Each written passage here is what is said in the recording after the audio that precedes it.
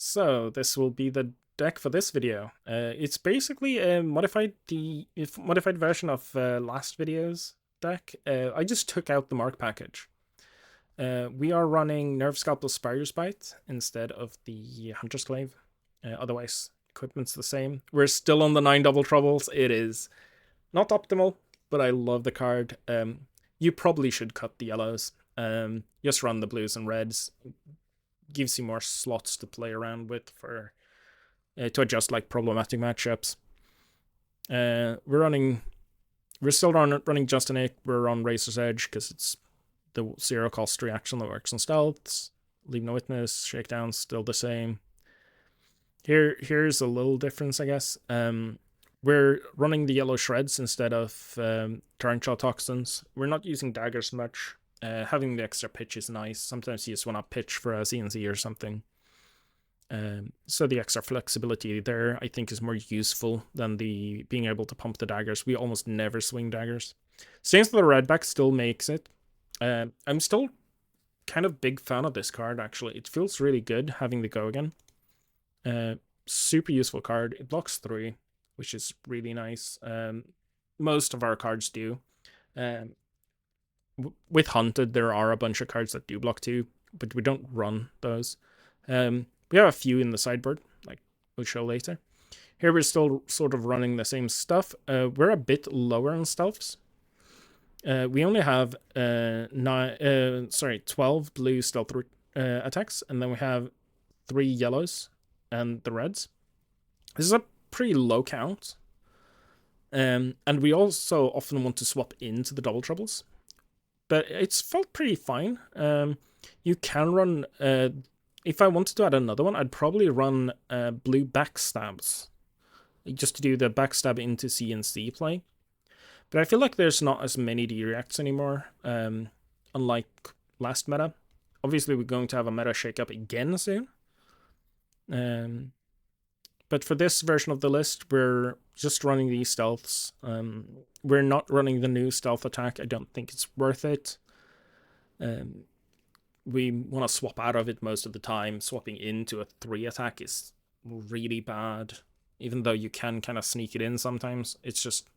you have to commit so much to make it hit. Here we've upped to running 3 already deads. It felt so good.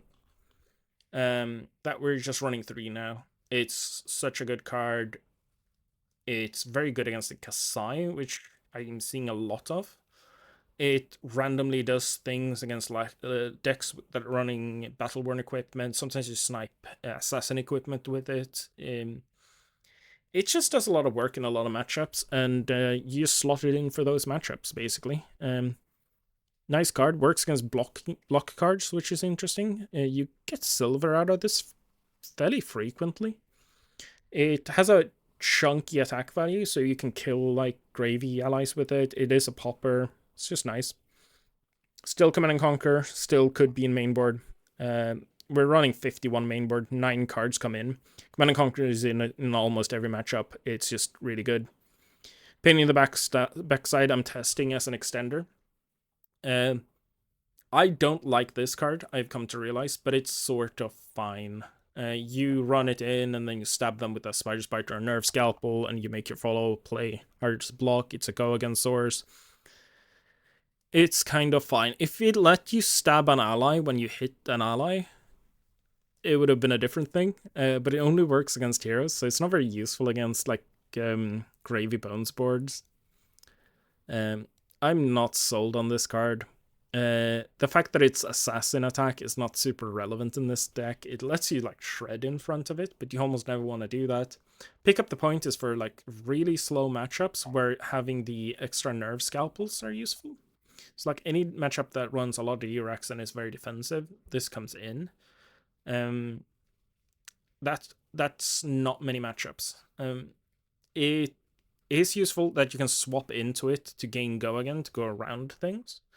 But it doesn't come up very often, and it's more cool than good. We're running 3 red shreds for the matchups that do run D-Reacts. It's useful. Shred is like probably the best D-React in Uzuri. Torrential Toxin is fine as well, but I'd rather have this over Torrential Toxin. I'd probably run Torrential Toxin over the blue shreds, but I like the red shreds. The useful thing is you can shred on anything as long as you're swapping out of a stealth. So the shreds are useful for that. It doesn't matter if you're swapping into a stealth attack, a contract, or into like a command and conquer. As long as you shred before you do that, you're fine. Which makes it the most universal attack reaction for the deck. It's just good. We want more in some matchups, so we added an extra 3. Up sticks for slower matchups helps a bit against Gravy to clear allies, but there's not that many allies you want to clear this way because you lose so much tempo. But it's also useful in slower matchups. You can swing the daggers more and you get some extra value from the Nerve Scalpel bring back, which is nice. Cutting it down to 2 because we don't see those matchups very often. Here's 3 Midas Touch. The 3 is definitely not the number this deck will end up on, but I want to start at 3 when I'm testing the cards because it's easier to evaluate if the card is even good. I've had some struggles when they put out Shum into Shum. It's such a tempo loss. When they have multiple Shums out or back-to-back Shums. Whaler is a problem. Sometimes your hand just does not clear Whaler. It's usually very difficult for them to get Whaler out. Sometimes they drop like a Whaler in graveyard turn like 1 or 2. And it just sits there for like 10 turns, and then you have like 1 brick round, or you have to run into a Shum or something, and you set it up, and it's such a nightmare to deal with. I've not found that giving them gold is actually an issue. They don't do that much with it. You're very happy if they're continuously draw discarding. Midas Touch should be fine. I don't think you need 3 of them. I think probably 2 or maybe even 1 is the correct number. It's been pretty interesting. I've not tested too much against Gravy. I'll probably play a few games maybe this weekend against Gravy and see how it feels now that he's actually released. Yeah, it does a little bit of work against other ally decks.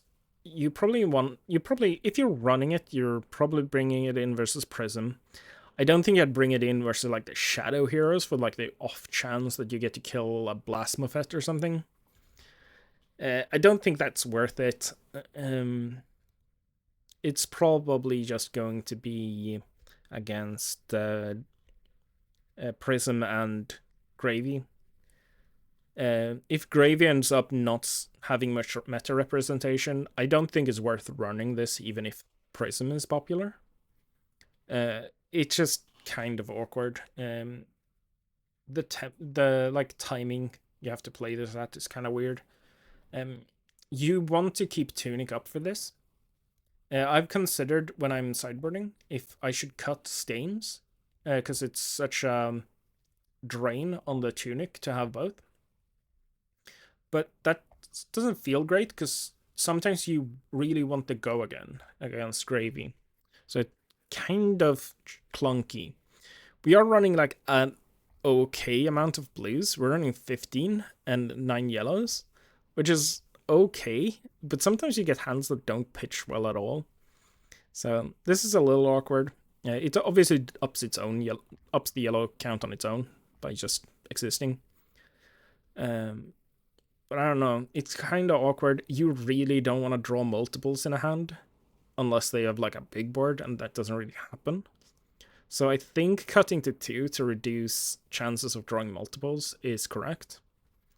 This is the AB we settle on. Flicking the daggers is not actually important in sim matchups where we want to run 3 AB. So we're taking out both the second dagger and this. It's fine. It doesn't really... Like, losing this is not super important in matchups where we run AB3. If we're just running AB1, we're running this. Against Runeblade, this is not super useful. I don't like it very much into Vinset. You can like screw yourself over if you're using Mask of Perdition when you're like behind on tempo. It can be really punishing to put like two good attacks in their banish zone. This is just a liability sometimes in that matchup.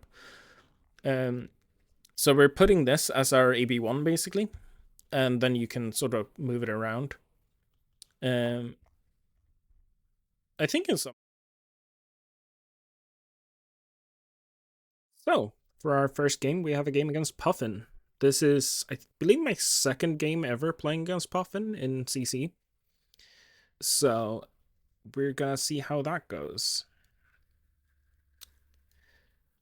First up, we note that they have a 60 card deck, and they're playing the card that lets them make infinite cogs, which is very good to know. They did shuffle it in. And here we have a very clunky red hand since they didn't attack us. We're just sending a shakedown. We're not super interested in committing a reaction here.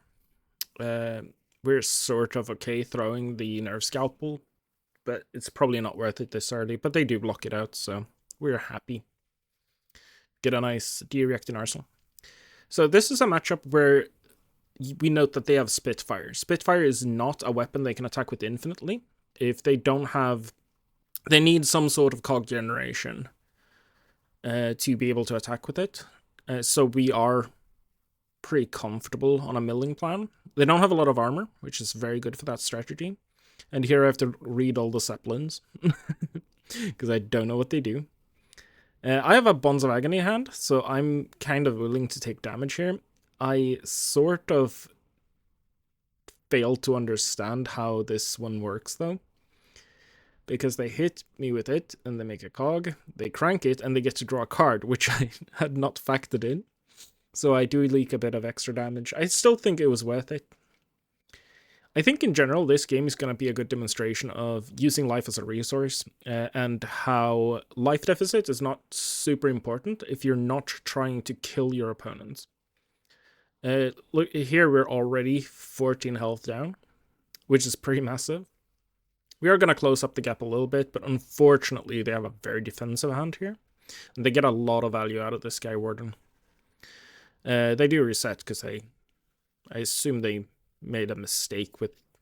I think they didn't want to reset the cog with the that had a counter on it. So yeah, they block 8. We do some quick math, and yeah, we're getting over that, so we're definitely ripping a card from them. We're very likely to make their hand very awkward if we take a card here. They are going to draw a card from Puffin, probably. Yeah, we take the card that does something. I mean, the blue cog does something, but it doesn't percent damage in the same way. And they also didn't have 3 left, so perk up, obvious choice, is very good. Especially if you get them down to low cogs, getting the... Wait, is the perk up the one that up on top's the hero? I forget, those cards are all the same to me. I forget which one that is. Here's Dovetail. Dovetail is annoying,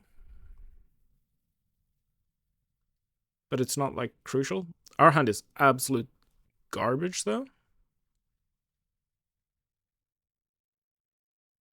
This hand does nothing. It's really annoying when you get these absolute clunky hands. It's one of the reasons I'm not in love with running the full shreds, but we are going to anyway. Here I'm just giving a card. We're throwing dagger here because there is a universe in which where this is blocked. It's probably never blocked, but there's a chance, and here we just end. There was some merit blocking 7 on the boat and keeping a D-React.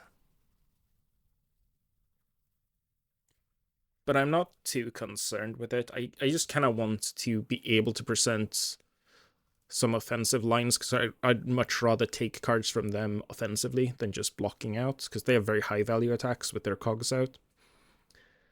Here's the one that makes a cog, which will trigger a card draw. We don't love that, but we will have to overblock it to stop it, and they can just give it go again, I believe. So here I'm considering a fairly chunky block of overblocking to stop the on-hit. But then I decide it's too expensive, and then I change my mind again. I just really don't want to give them a cog here. Worked out, we send our best one card to hand.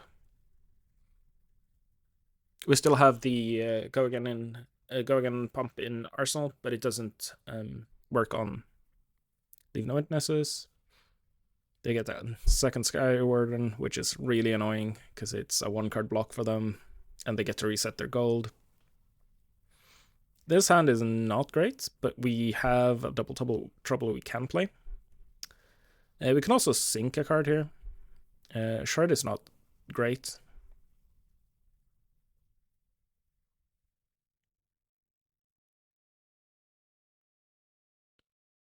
You have Tunic up, so we can play the Redback Shroud pretty easily, which is nice. And then we can just spend the mask or the shoes to activate the trouble.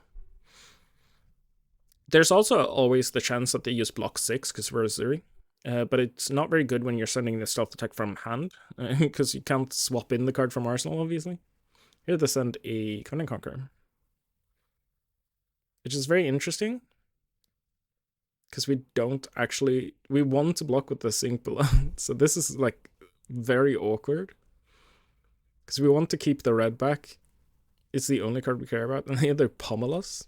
So they're pummel Puffin, which is kind of funny. They do have a lot of like good pummel targets actually, which is weird for a mech. So here we're sending a complete bluff. We are kind of okay committing to equipment pieces to make this land. But they end up overblocking it, which is super fine. If they're blocking with Unicycle, I'm kind of expecting them to want to use the Unicycle, which is kind of interesting because they already have a bunch of cogs. Oh, they will lose those cogs. Yeah. I'll double check the armor. Yep, makes a cog on block. So here we have a Justinic with a double trouble that we can play. We have a bunch of reactions. Here, the send Dovetail. Them untapping cogs means they can hit us with the weapon here, so we don't really want that. They obviously have the Unicycle, but I'm kind of fine with them committing the Unicycle.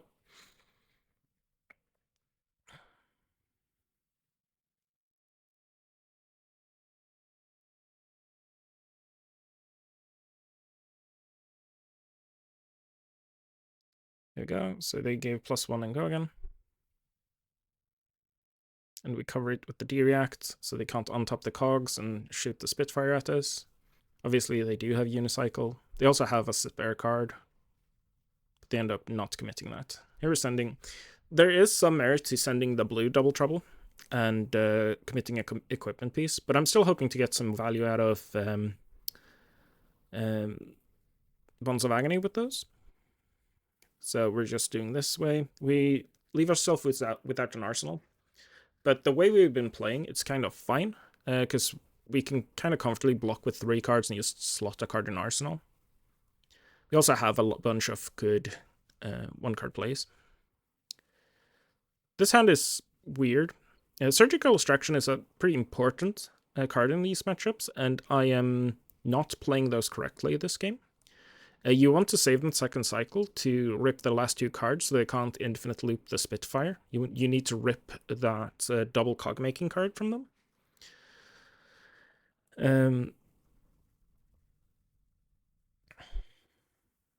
But here they send a Palantir. They have no way of that I know of to give this the 3 taps, so we're pretty comfortable blocking it.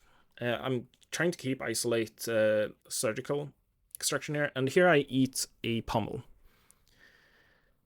There is a lot of merit in keeping the Surgical Extraction in the deck, but I just want the better arsenal, because we're kind of low, and we still want to present some offense if we can. Here's the next second cog in the machine, but they don't have a cog, so they can't actually loop it. which we're very happy about. We need to track those. Here we have a Bonds of Agony line. So even though I'm down a lot of life, I'm very comfortable here. I'm up a lot of cards. I can switch to defense whenever I want and just block out. Here I'm just really looking to keep the Bonds of Agony. If I can rip another 3 cards, I'm very happy. But the only cards I really need to keep for it, because they don't run D-reacts, is Isolate and Bonds of Agony. So I'm just blocking with the worst attack reaction, basically in a row, until I don't have to block anymore.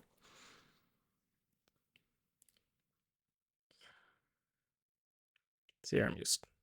Yeah, I decide not to keep it. I don't need to. The Bonds is probably hitting anyway. And if they overblock the Isolate somehow, I don't have to swap. Like if they have a Sky Warden or something, it pulls it out of where it would hit. But yeah, they give us a 1 card. I don't think they outrun D-reacts. I've not seen any. So we're swapping Bonds, and we're... Here we're considering Black Deck for a moment, but we're sending the Nerve Scalpel because it's kind of dead. We don't need to keep 2 daggers. We do need to keep 1 dagger to make sure we can kill them in the end game. Here they have a bunch of good options, but we take the Palantir because it's scary. It's just very high damage, and we also get the 1 out of graveyard, so they can't bring it back when we codex, which is neat. They do have a few good options, so it's not ideal. Here they're playing Cogging the Machine. They do not bring it back, which is, again, very good for us. Yeah, they just remove like a yellow shred from us. Yep, this is just shoot gun. Here I make a weird misplay. For some reason, I think they are going to like do more this turn, even though I can see that they're not. I'm not going to be blocking with the sink, which is really weird. I'm not sure if that was intentional to keep the sink in deck, but I think I just got confused because I thought they were able to make another cog somehow to draw a card. I think I just got kind of lost. The cards have a lot of text on them. I don't recognize all the cards yet, so here I just keep the sink in deck. It's good when we don't want to spend a lot of cards blocking late game, so we'll just keep that second cycle. It is not optimal. We should have kept the Isolate instead and just swung dagger and kept the Tunic counter. Tunic counter is not super relevant at this point, but it's kind of nice. Here we get 2 cards from them. They did put a Dovetail, I believe, in Arsenal, which is one of the better boats. Here we get the Poly out. We need to kill Poly. We're probably not killing Poly with this hand, but we could. It depends on how much damage they're presenting. We're not sending Bonds with this hand. We're just blocking 6 because they can pump and we don't take damage. Here I'm looking to keep all of these cards, but they're sending this boat, and that's a little scary. So we do sink it. Now, if we'd kept the Tunic counter, we would have been able to dagger the bird and send Already Dead to face. But because of how we did earlier, it just doesn't work. And I can send the Spider's Bite at Poly, but then not present Already Dead, which is an option, definitely. But there are no gold. The Poly is like kind of just okay. And I just want to rip more cards out of their deck. So here we get 1 silver, unfortunately not enough to bring back armor. This hand we're very comfortable if we can keep cards to just kill the bird. I think this is wrong. I think he should be making a cog first and then tapping it to allow him to keep cogging the machine in deck. I'm not sure how used they are playing against Ortigue. But like, I'm up a lot of cards. I can always switch to just blocking out. Like, we're down a lot of life. But if you're looking at the cards they're pitching, those are not good second cycle cards.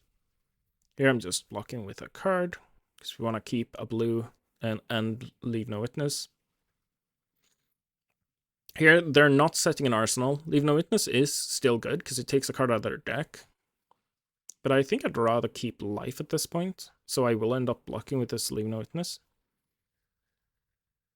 I have the option of just playing Sigil, or putting, like, equipment in front of this. I'm unlikely to use the flick knives. But I just block with the leave no witness. They give it +1. I go down to 2, which is not a scary place to be against this deck. It doesn't really have tricks.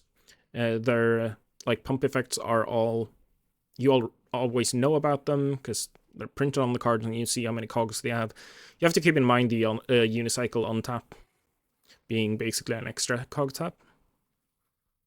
But otherwise, this is like a very comfortable position. Here I can block with 3 cards, send Codex, leave no witness, which is probably what I'm looking to do. If they don't present a lot of offense, we can basically send a double trouble swap into already dead, crack boots, and some sort of Codex line.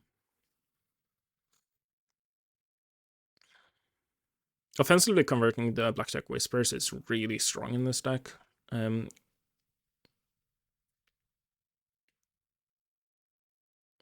Mainly because we don't have to worry so much about D-reacts with how many shreds we're running. This deck doesn't have D-reacts, so it's even easier. We've just not been able to keep that many cards. Okay, this is the one that on hit makes cogs. We don't really want them to make cogs anymore, because cogs let them swing weapons.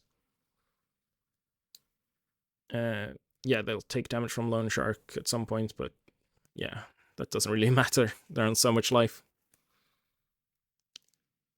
Yeah, I'm just giving cards here. I'm looking to send... Yeah, I just don't want to take damage.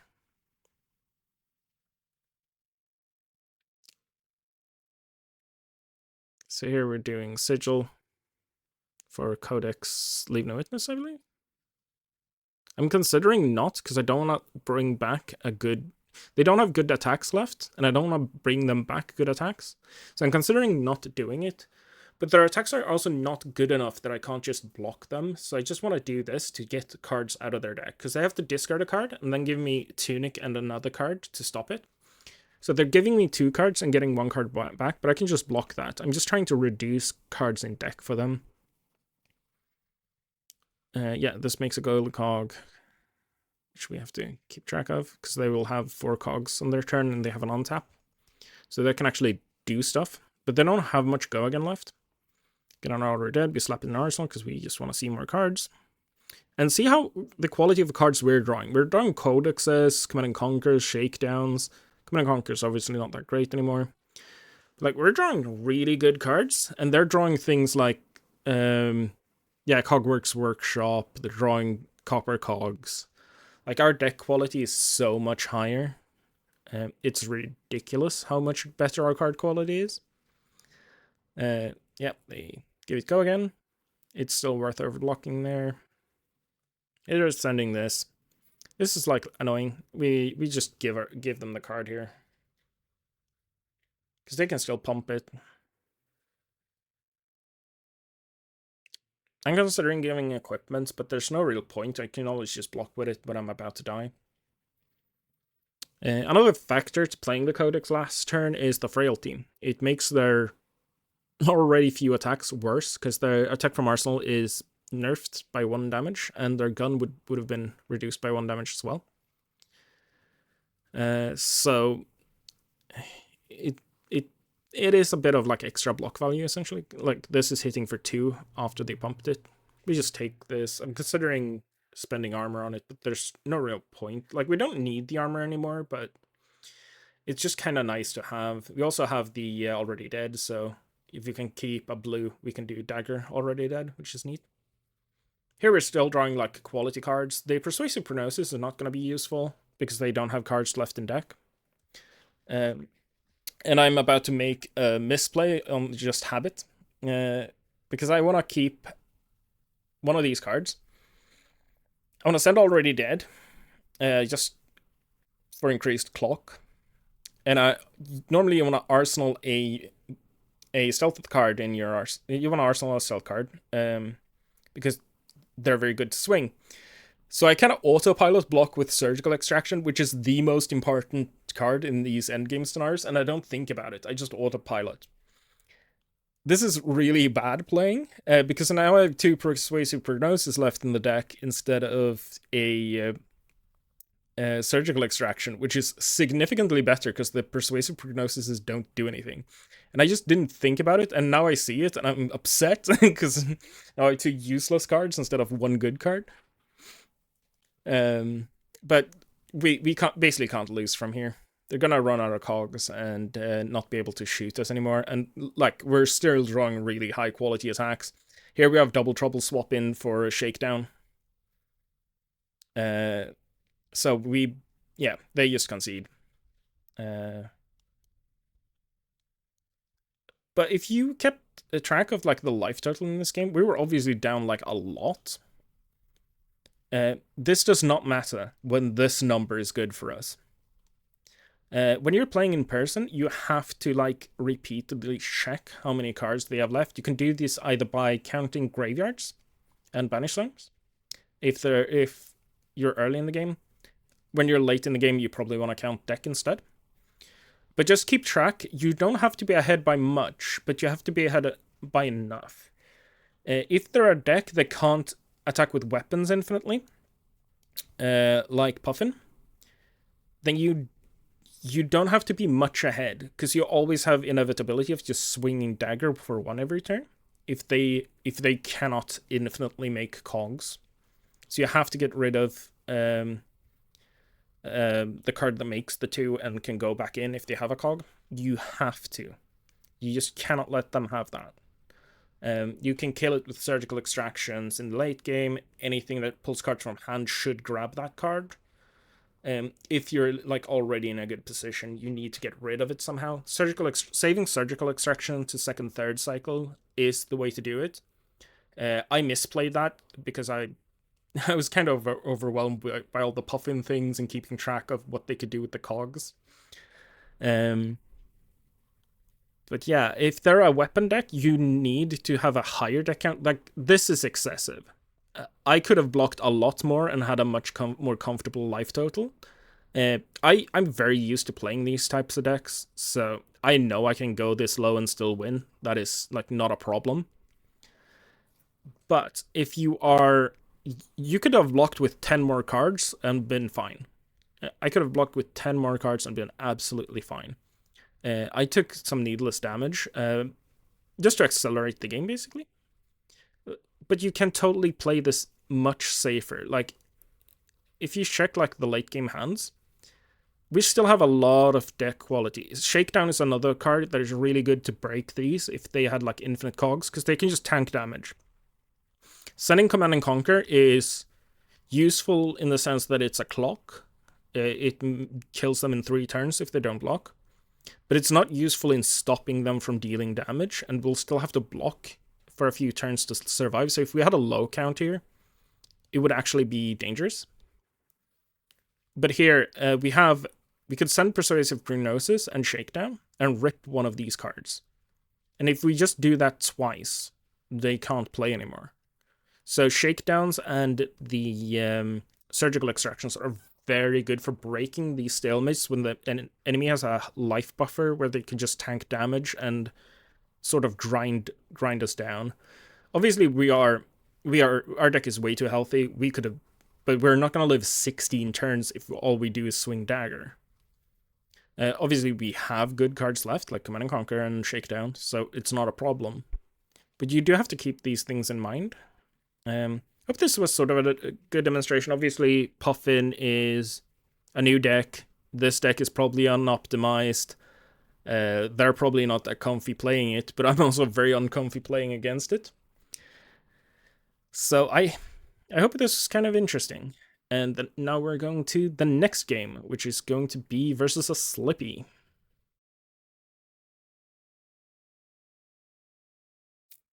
Here we have a game of Uzuri versus Slippy. Most assassins are favored into Slippy, because he shares his hero power with us. Uzuri is probably the deck that gains the most from this, because you almost always want to lead with a stealth attack in Uzuri. And then you can either swap or go around him, depending on how your hand looks.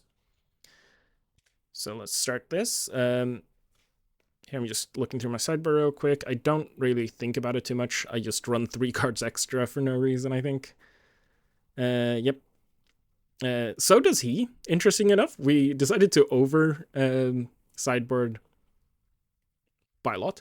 He's not running Mask of... is it Mask of Deceit? The Arachne Spec Mask here. Which is very good to know, because he can't turn off our Gogan. So here we're just sending this, and I hope to swap in. I decided not to do that, because I kind of want to arsenal the Double Trouble. I just want to hit with the Persuasive Prognosis. I can send Double Trouble here, but I don't really want to, so I'm just going to set that up in Arsenal. I want to keep Codexes to late game in these matchups. So pitching that is super fine. I get to set up. He's sending a Leave No Witness. This does not have Gogan, and I doubt he want to commit Snapdragons to this, so we're kind of fine blocking either 2 cards or just card and armor. He could be running Shreds, but we're not too concerned about losing this arsenal. Here we're sending Double Trouble and hoping he blocks. If he doesn't, we have to commit something, which we don't really want to do. We're really hoping they block, and they do. So we swap in Double Trouble and play the Shred. Setting up Sigil in Arsenal is very useful against Assassin in particular. With all the Arsenal disruption, it's nice to have a card that just dodges it.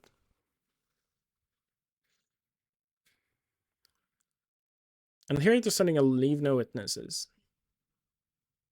I don't really want to keep this entire hand, so I'm just gonna block this, and this is like a very weird attack from them, so I'm kind of expecting them to have a trick of some kind, which in this case is the Snapdragons. Yeah, so I get them to commit Snapdragons here to send Leave No Witness, Command and Conquer for me, and I just sidestep it by playing the Sigil.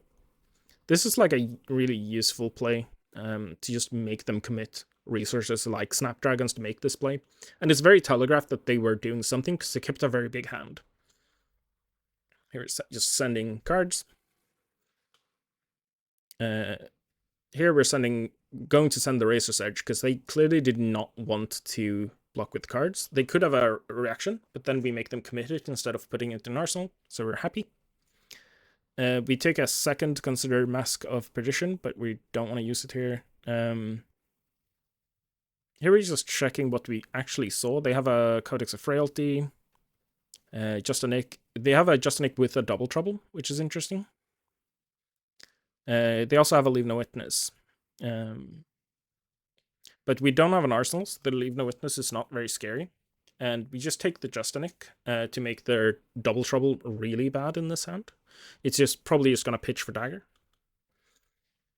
They grab a Tunic counter. And we have 2 bonds in our hand, but we don't have any other reactions, so we can swap bonds into bonds and commit equipment. But it's kind of risky because it's not going to be very big. So if they have a D-React, and we've not seen D-Reacts, they are really bad. But we also have the funny play of sending bonds with Go again, and them having to commit blocks. It also lets us send an Already Dead on Chainlink 2. Here they give us an interesting choice. They're picking Leave No Witness. We don't really have 1 block armor left, so we can actually grab an Isolate here. Just discard a card and double block this. Which we do. These bonds are not very good. We still have 1 in deck where we can just cash in our equipment. Sending bonds for 4 versus a deck that probably runs D-Reacts in this matchup is like really sketchy. You're sending Isolate versus Hero. Very scary attack. They decide not to block, and we swap this in. Hope to get a silver out of them. Nope, but we get a good card out of their deck. We're up life. And cards. Not much on cards, but we're up life. This we do not really care about. We're already marked, so if they're doing this to mark us, it's not very useful. Then they flick a dagger to mark us again, so we're like turbo marked. Yeah, they have a Spinneret. Yeah, they're trying to mark us again. They just had a hand that did not do anything, basically. Yeah, we don't really care about this. It's just damage. Our hand is kind of nice, so we're just keeping this. Here we just throw Isolate. If they have a direct, they're still gonna give us a card here. They do not, so we just using the black deck play, which is sweet. Get a Silver Bloodshed. Here we send Leaving a Witness. We have a Shred on this, which is going... They probably don't have a direct with how they blocked Isolate. So they're giving us 2 cards. Well, a card on Tunic, which is sweet. And we're cashing this in because they're a fairly red-heavy deck, so we're trying to get a silver out of it. We also, like you notice here, we had an already dead on the combat chain from the go again. So we actually get 4 silver from this attack. Or, yeah. We get a lot of money. We never want to let Isolate hit. Almost every card in our deck, I believe actually every card in our deck is like good for them. Here I'm just playing this way because I want to set up the Isolate in Arsenal. I want the Isolate to either be set up in Arsenal or to block the follow-up, which is probably going to be a stealth for 3 because it's Slippy. So we're just buying back both armor. If we only had enough for 1, it is buying back Mask of Perdition in this game. But since we had all of it, we want the 2 armor. Here I'm considering, this hand doesn't really play, so we're playing the Sigil to get a card back. And we can see what they bring back first. It's probably going to be CNC. But they choose Infiltrate, which means they probably have a bunch of stealth buffs. We pick Isolate, as always. And we're only really looking to keep Shakedown. If we can keep the Shred, we're happy. But we only really need the Shakedown. This card we don't really care about. But I'm considering blocking it just to conserve health. We're very high on health, but it's nice to be more ahead. Yeah, I'm considering it because he could still have another stealth attack. But there are very few stealth attacks I care about. It's only really Isolate. Okay, so here's sentence, Leave No Witness. We get punished for blocking the previous attack. So we have to give up the Shakedown and pass tempo to them. Which is fine, we're up a lot of health. We can just tank some damage if we want to make an offensive play.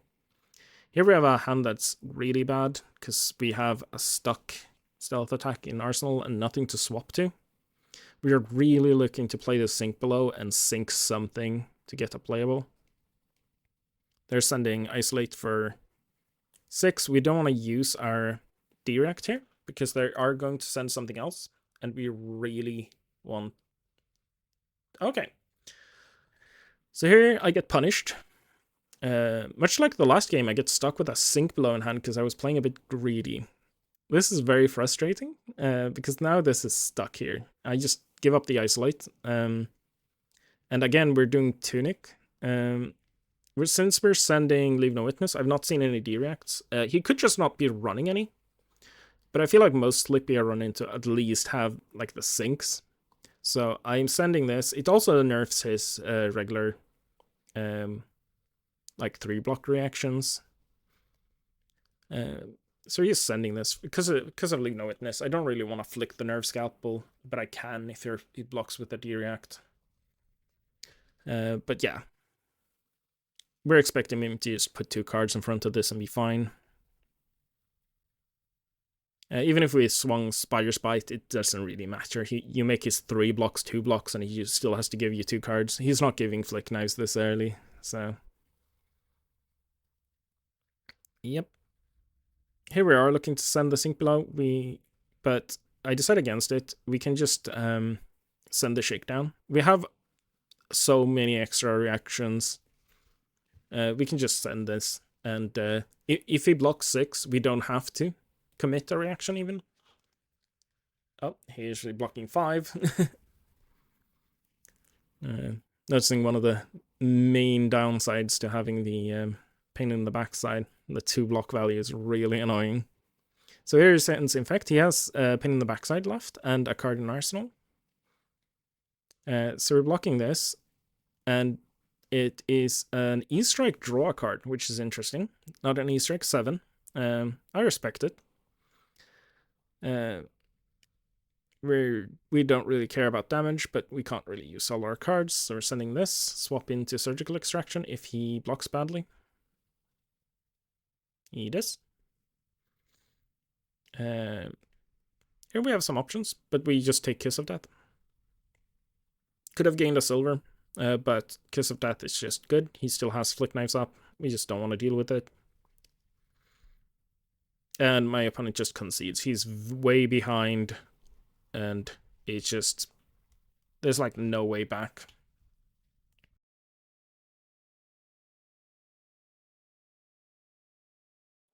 I don't play a lot of Blitz, but I figured this is a pretty funny matchup, so I'd figured I would show it off a bit. This is basically an OTK deck. You play a bunch of Rune Chants, then you attack with the Flail, crack boost for go again, and send Blazing Aether for lethal. And it's against a Scurv, which is pretty interesting because this deck can actually make gold, and it runs a shield that is gold. That I kind of figure out halfway through this game that that's an actual thing you can do. Unfortunately, we start with the double Blazing Aether in hand, and we really want to keep one of them, and yeah. Germinate is also a really good card with these cards, but we need to keep a red in hand to be able to play it and to tank a bunch of damage. So we probably just have to give up on the early Germinate here. Our opponent unfortunately went first, or we could have just started with Germinate, set Blazing Aether in Arsenal, which would have been sweet. Also to note, Scurv is not running an AAB into us. A lot of people make this mistake against Shiyana, because there's like multiple different versions of Shiyana. I'm running the arcane damage version. I think it's very sketchy not to run at least AB1 into Shiyana. Especially as a deck that runs blues. But I think they just don't know the matchup. So here we just block, because we can't really keep two Blazing Aethers. We have no way of playing the doubles. Unless, I guess we could if we... actually use the Scurv power to make a rum. But we will not end up doing it. Okay, they make a Gold Kiss rum. And hopefully they let us block with some more cards. We're kind of fine keeping the Germinate, but it's very passive. Okay.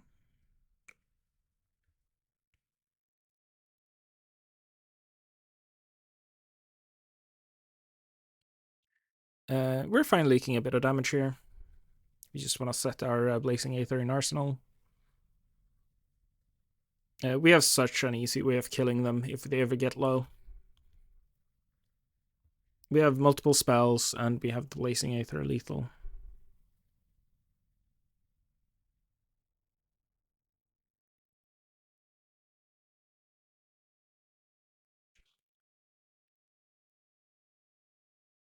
I'm realizing that if I make gold, I can make the run, but it's kind of scary to actually send it with the... I just accidentally click on the Blazing Aether here, but luckily that's illegal. Yeah, I go for not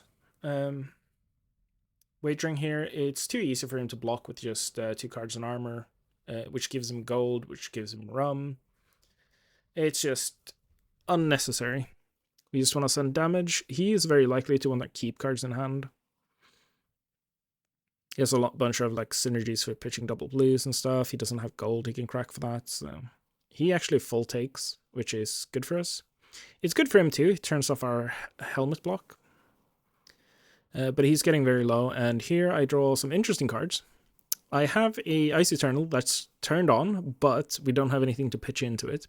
We also have two Arknight Ascendancies, but we don't currently have any Rune Chants, so it's very expensive to play. But it does have Dominate and give us Rune Chance. He can, of course, just block it with a card and armor. But he'll have to give us multiple armor pieces, which is pretty nice. And we still get a card out of hand for it. Unless he has, like, specifically a D-React, he can just block, like, Hook D-React or something. He's sending a boat without an on-hit. We don't really care. We kind of want to get low on health again so we can turn on our helmet. So we'll just eat this. This is fine. It does go again from the rum because he couldn't actually pitch properly to it. And here's a second boat. We just block efficiently, and we're going to send the Arc Knight and hope we get at least like a 1 rune chant. You might like block a 3 and armor and just let us leak like a single rune chant, which we're pretty happy with. It's unblockable damage later. Then we'll stack onto the Blazing Aether. But he's going to make a critical mistake because he doesn't know what we're doing, apparently. We blocked with a Blazing Aether turn 1. And he clearly does not understand the combo. So we hit him. He did not block and gave us 5 rune chance. He is dead. Unless he has like Oasis or something, he is dead on board. As soon as it's our turn, we need to keep 0 cards. The only thing we have to worry about is him sending CNC. If there's a CNC coming at us, we need to be worried. It's very scary. But he makes a rum. So he can't send anything with Go again. So unless he opens CNC here, we don't have to care about anything. We also have enough armor to like that we can give up. We just need to save our arsenal. The only thing that we are worried about is him taking our arsenal. Nothing else matters because he is dead to just the Blazing Aether here. He takes some time to think and sends the big boat.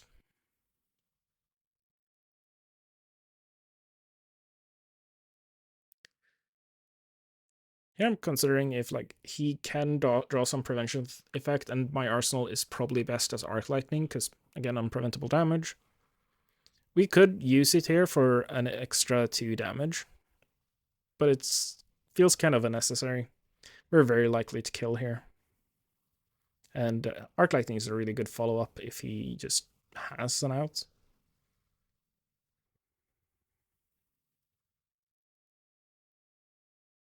Here comes the Rune Chance. We still have the option of playing the Arc Lightning, which would actually give a Blazing Aether go again as well, which is kind of funny.